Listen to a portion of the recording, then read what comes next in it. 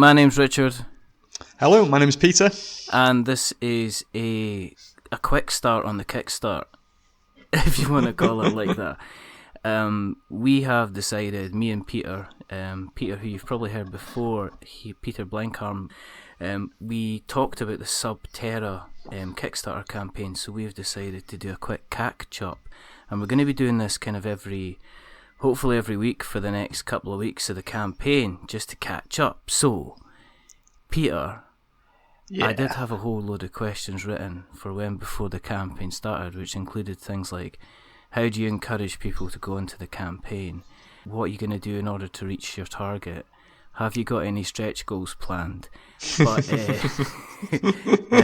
you want to tell the people kind of what happened after you pressed the go button? Oh God, it was a bit of an ordeal, really. We sat down, pressed the go button at 8 a.m. on Tuesday, which is the 10th of Jan.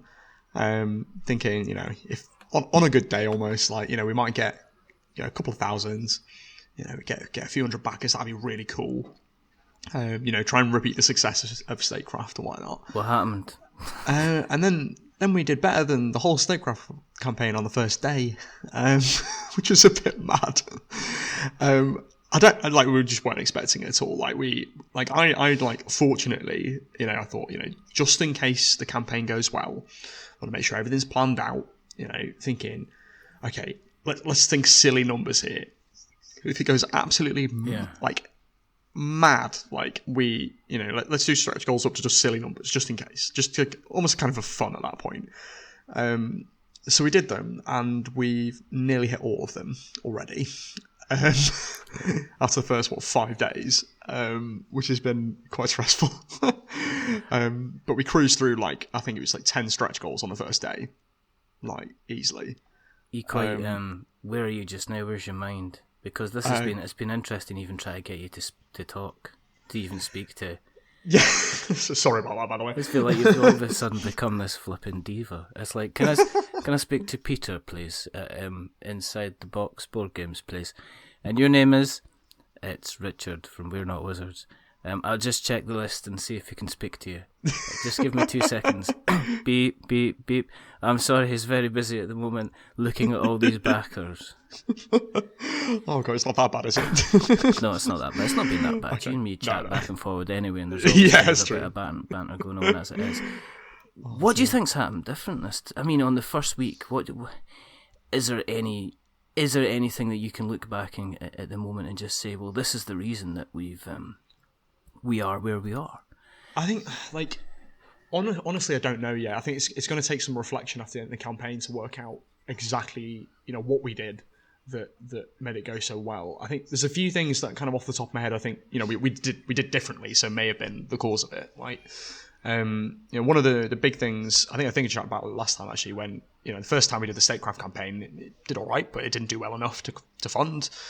We came back after 3 months and it did really well. And one of the big things we did in the middle of those campaigns was we went to UK Games Expo, we had a small stand, we did a load of promo for Statecrafts, loads of demos, loads of flyers, banners, did a good deal of chatting to people, just making sure, if people were interested, that they knew about the game, knew it was there, and if they wanted to buy a copy, then they knew they could. If people didn't, then happy days, then what, to go on and buy a different game is totally fine. But I think one of the big things we realised was actually, the community is very face to face. People go to game stores, people go to games clubs, and some voice on the other end of the internet is pretty boring. No one really cares. But thanks for that. No, but you know what I mean. If you're trying to yeah, but if you're trying to sell someone something, rather than being ITB Board Games, corporate overlords, it's Peter and his gang who are making a thing, and if you want to buy it, great, and I think it was we realised then that actually what we needed to do was let people know who we were, and what we're about, and what kind of things we want to make, and why we make them, a bit about us, and I think that was why Statecraft did so well. But I think this time, we did a lot more of that this time. So I went to Aircon up in Bradford, run by a guy called Mark Cook, which is really cool. Has a really good sort of community-led event there, which is brilliant. and went to Dragon Meet in London, run by Modiphius. Yeah. Did back-to-back demo sessions there with Tim, the designer, which is great. Went to Heffer's Bookshop in Cambridge, did a thing up at Ludarati in Nottingham. We did some playtest sessions with Playtest UK in London as well. And, Tim's done a load of basically just playtests and stuff with his mates up in Nottingham, loads of games clubs and stuff. I've done the same down in London. Since we've been down here in London in the new office, we've had London on Board, which is kind of one of the meetup groups. Yeah. And pretty much every day in London, there's one of these meetup groups somewhere for board games. And we chatted with the organisers because they were struggling with some spaces kind of for long term, and we said, you use our space. We're not doing anything in the evening. So they now have a solid Wednesday slot here every week, where they come in. We sell a few bits of drinks and food and stuff, and people play board games here, and a lot of people seen the banners and they've been chatting to us about what we're planning. And I think it was once people realise just a kind of bunch of people who like making games, it's they feel like they want to support us and want to support what we're doing, which is really nice, rather than just being some disembodied company somewhere. Is this completely reset where you are in terms of stretch goals now? Because, you've kind of blown them all completely out the water. I mean, you are essentially at present giving Mr. Kevin Young a run for his money. I'm trying my best. Games, you're giving him a bit of a run for his money. Looking at these, let's look at the stretch goals. Let's see if we've got a list of all the stretch goals so far. There's one on the website if you want to grab that one. Yeah, I'll just have a quick look. Where are you with the stretch goals? Are you near a point where you're going to say, well, listen, there's not much more we can do, guys. We're going to have to hold off now, or are you still kind of thinking about adding a couple of extra, or do you feel you have to add a couple of extra because it's the first, you're end of the first week, and you have kind of blasted it out the water? I think one of the important things we've learned pretty quickly, I think, was, literally over the last couple of days when we were chatting through it with the rest of the team, is we can't get too excited, because if we forget that this is a project, we've got to make sure it delivers on time, it delivers good quality, and that we don't stretch it beyond what it should be. And so I think some creators that find themselves in this position can make the mistake of adding too much in, and either delivering 6 months later than what they thought, because it takes extra time to sort this out. maybe an artist can't work for them for whatever reason. Maybe they go on holiday or something. Yeah. And it just takes a bit longer. These things happen. Or God forbid they lose money because they've not done the maths right. So we've got to be pretty careful. We've got some plans that we put in a box basically for in case of craziness open kind of stuff. So we've got something we're going to announce at 100k, which we've said on the page. No one apart from the team knows what it is. The horrors, isn't it, or something? It's something to do with the horrors, yeah. So it'll be pretty cool. We think, at least. I don't know how it will go down. I don't know whether people are going to be really excited, or kind of, that's kind of cool. But we'll see. I personally think it's going to be really good. And I think that should, rather than unlocking lots of little things, the start of the campaign, it's the first day pretty much, was a couple of quality upgrades, better cardstock, better punch boards, better, cool print finishes, all the UV stuff should be really funky. But now we're thinking, one or two carefully thought out things with lots of backer involvement are probably going to be better than tons more little bits. Yeah. So basically what we're trying to do is think of those kind of crazy ideas that we thought of right at the start of the project, and which of those things can we actually do now? We're going to have the funding to be able to do some pretty mental stuff. Because with your because you get your economy of scale, which is you can create, in creating new stretch goals, you get to the point where money, it's not actually more cost effective to produce. You're not saving any more money once you get to a certain size of stretch goal in terms of how much it costs to make the game. Sure. So you have to balance that up at the same time. Yeah, definitely. For those people listening that kind of haven't done this kind of thing before, have maybe been on the back end of a Kickstarter project, generally speaking, you got to make at least 1,000 games. Like that's your kind of minimum production run from a manufacturer in China, or probably in Europe as well, in America as well, if you manufacture there. So like when you launch the campaign, the idea is you get enough pledges for your funding goal to cover the cost of manufacturing and shipping some games. So if you need to print 1,000 copies, you probably need to get pledges for like 400, 500, 600 of them.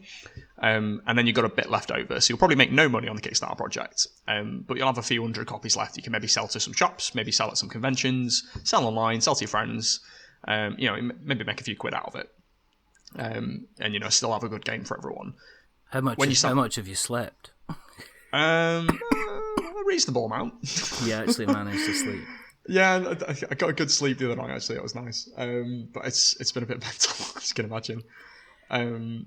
But yeah, I mean, with the printing thing, like once you start getting sort of 3, 4, 5, 6, all the way to sort of 10,000 copies on a print run, it gets significantly cheaper than 1,000. But after that point, it doesn't get much cheaper. Yeah. You've kind of hit that barrier of like, there's only so fast you can make the things, or so cheap you can get materials. Yeah, you I mean, Jamie Stegmaier was saying the same about Scythe, that actually once they got to a certain level of games, it didn't matter how many games they actually made, they weren't going to ever save any money, so they had the base amount, and that was kind of it. Yeah. Has this, I mean, what level is this kind of more? Is this surpassed where you thought it would be after the first? Are you kind of wondering when you're going to kind of wake up and stuff like that? That you're actually going to, you're going to go like that, and realise you're actually sitting at your desk just about to press the go button. Yeah, I mean, I definitely get that feeling. Like, I woke up after the first day, and I had to check my phone a few times and like put my glasses on and stuff, and like take your glasses off. Yeah, and I was just like, is turn this your actually phone real? like, is it like your internet signal? I think like it's got to the point now where like I may as well tell people, that when we kind of like were about to launch, in my head I was thinking 100k, that's possible. That's what I'm aiming for the campaign. Like, with Statecraft, I had this idea of like 30,000. That was the number I was aiming for in my head. With all the kind of work we put into it, I thought, there's enough people who said they like the game that I reckon that's possible. And, we got 40 odd, including all the pre-orders. Like, that was amazing. But like, yeah, with this one, it's like, I was thinking 50, 60 grand, that would be awesome. That would be like so great to see that many people back in the game and supporting the project and whatnot. Where are you in the comments section? I mean, because you've gone from, a manageable comment section into the behemoth that you are just now, has it meant a lot? Have you got somebody that's just managing or keeping an eye on the comment section? Or are you still very, very involved with that? So I probably comment. I mean, I haven't commented that much in the last couple of days. Probably half a dozen comments. But we've seen the return of intern Anthony. Hats off to intern Anthony. I think we're going to try and get intern Anthony on. I think. Oh, that'd be great. Well, he's going to be in on Monday, so we'll be talk to you next week. Next week when we're on. We'll try and get something. We'll try and get something sorted out for. That'd be nice. Intern Anthony. I'll learn to talk. I've got a bit of a frog in my throat anyway. It's not just one of these things that was going about. One of the things we want to cover on a week-to-week basis is, after the first week, what I was going to say is there anything that you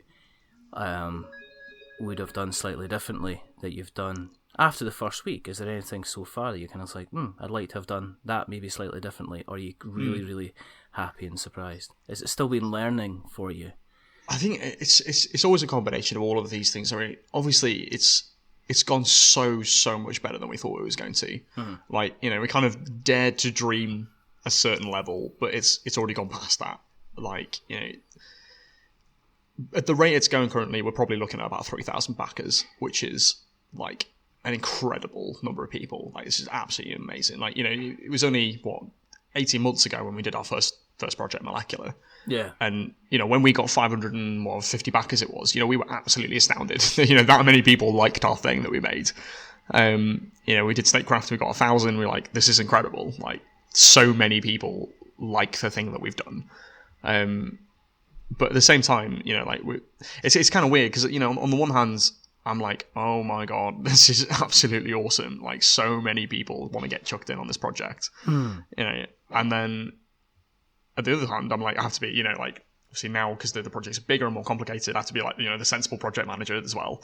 And I have to think, okay, you know, let's evaluate what we've done. And to an extent, like, I'm kind of half letting myself be really excited by like how awesome this is, like, getting. Yeah. But the other half of me is like, I have to be really careful. Like, we've got to make sure we really don't overpromise, that I don't get too overexcited and start, you know, tweeting loads of promises to backers that I can't make good on. Yeah, exactly. Yeah. Like you said about the sort of you know, the maths, basically. You know, I've got to do the numbers. I've got to make sure that, you know, if I'm offering a stretch goal, that it's not going to make me lose money and end up, you know, giving the backers a crap product. Yeah. I mean, for stretch goals, have you considered the stretch goal that I suggested, which was the play it like Peter, stick on beard? For anyone that's not familiar, me and Peter had a back and forward about stretch goals, and I said, I've got a stretch goals idea, and Peter went, okay, tell me. And I went, it's the play it like Peter stretch goal. Inside the box, which, you know, puns aside, you get a stick on beard, like a big huge Peter Blenkharn beard, so you can stick on, so you can actually play as Peter Blenkharn. I think it's excellent. I've costed it out. I'm going to send over the figures. I don't think it's going to cost a lot of money, and I think it'll be fantastic. I tell you what, Richard, if we hit 3,000 backers, like, I think, yeah, we'll make it an optional purchase. Yeah, definitely. Not sure everyone's going to want that in their box. Well, you know, it'll be quite a nice surprise. You know, well, I'm sure it would be, yeah. A cave creature, and you could stick a couple of eyes on the bottom, like the googly eyes on the bottom. It's just an idea. I'm just saying. I'm not insisting. I might insist depending on where you get into. Obviously, this is going to be a very quick, regular thing. We're going to kind of keep these to as short as possible. But the next kind of stage of the campaign, we draw into like the second-ish week. What's the plans for the next kind of 7 days? What are you thinking about doing? Anything on the horizon that you? So we've got a few things planned. Yeah. I mean, I'm hoping, you know, we're on. Well, I'm just looking at the page now. 92,935. So we're not far off that 100,000 mark even. Yeah. That horrors announcement will take up a lot of. I think it'll take a lot of energy of the campaign. Once that gets revealed. What that is, it's going to involve a lot of engagement from backers to make it happen. But it's going to be like it's basically something we came up with ages ago that we thought would be really cool if, you know, and it's got to that point now where we can do it, and it's basically something where we're going to be working with the backers on something. You know, it's a lot of the time you want to be able to say stuff like, you know, this is a collaborative project with the people who back the project, and sometimes it's not always possible to do that as much as you'd like to. But we're at the stage now where we really can. So it's going to be a proper joint project with the people that have already put a load of support behind the game, which we're really excited about. And has Tim proposed yet? Oh dear, what we got now? I'm just saying, is he like totally, utterly thinks you're the best thing since sliced bread? I don't know. Well, I'll have to see how the end point goes, really. But he must be really, really happy with the way things have gone, though. I mean, and he's pretty pleased. I mean, like I said, we never imagined it was going to go this big. Yeah. We thought, we put a lot of work in, and a lot of people gave us some pretty good feedback. We thought, yeah, maybe it could do pretty well, but none of us thought this much. So, I mean, he's happy that he made a thing. He designed this game. It's been his baby. He's spent so much time refining every little bit of it. Taking all the feedback on board and making it the best game it can be. So from his perspective, I think he's really pleased that so many people trying out on Tabletopia, doing a print and play, played at conventions, and just really enjoying themselves. Yeah. They're having fun with the game he's made, and they're having the experience that he wanted them to have with the game, which is really gratifying. The same thing when I did Statecraft. It's really nice to see people in front of you, actually enjoying the game that you've created. So I think he's pretty chuffed. That's good to hear. That's good to hear. we're going to... Well, okay, for people interesting on here, I would say the best thing to do is stay tuned, because this is going to become a regular thing. We're going to have a good couple more of these, plus a kind of an end conclusion show. It's out with our kind of our normal schedule, but we thought it might be just interesting for people to hear directly kind of from Peter's own thoughts and feelings as we go through the campaign. It's something a little bit different, it's something a little bit new, it's also something quite short as well, I thought.